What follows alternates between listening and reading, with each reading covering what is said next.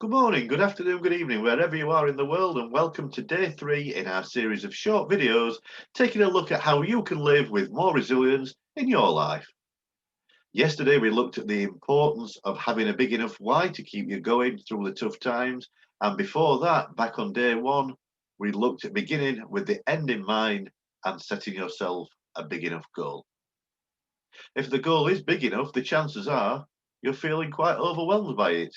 In fact, if you're not, I encourage you to go back and stretch yourself just that little bit more by setting yourself an even bigger goal. If you are feeling overwhelmed, then you're in the right place today, as we're going to look at how to reduce the overwhelm. I'm sure you've heard the saying, how do you eat an elephant? One bite at a time. I guess in these days of veganism and it being the biggest movement of the planet, then I need to find another alternative. Maybe how do you eat a rice field? One grain at a time or something like that. Who knows? But seriously, at the same time, how often do you stand at the bottom of a staircase and think, I can get up there in one step? How often would you think of going on a first date with an engagement ring in your pocket and planning to propose and offer to spend the rest of your life with that person on a first date? It just wouldn't happen. So why do we choose to do it in our businesses or our other bigger goals in life? What I found works for me is chunking down. Instead of looking at that big goal and finding it so daunting, identify what the one step is you can take next towards achieving that big goal.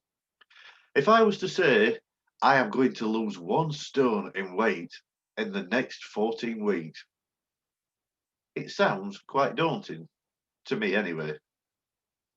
On the other hand, if I was to say, I am consistently going to lose just £1 in weight each week for the next 14 weeks, that sounds much more achievable. And yet, the end result is exactly the same. So again, to make this interactive, I invite you to share in the comments below this video what is the one next step that you can take towards your next big goal. I look forward to being back with you tomorrow when we're going to look at the importance of adaptability to keep you resilient. In the meantime, rounding off with my usual reminder to you, you are more than a survivor, you are a thriver. Look forward to seeing you tomorrow.